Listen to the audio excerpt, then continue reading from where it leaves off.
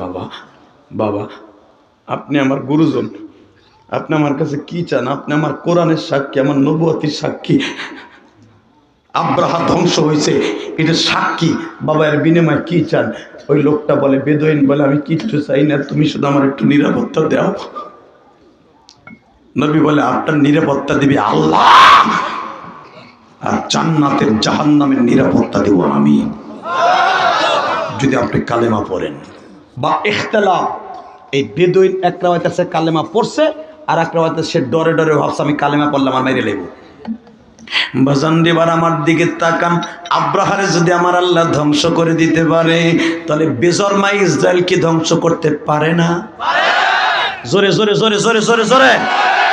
তাহলে এবার দীপ্তকাণ্ড আওয়াজ দাও উলামায়ে কেরাম, দিন ইসলাম দিন ইসলাম, ফিলিস্তিন ফিলিস্তিন।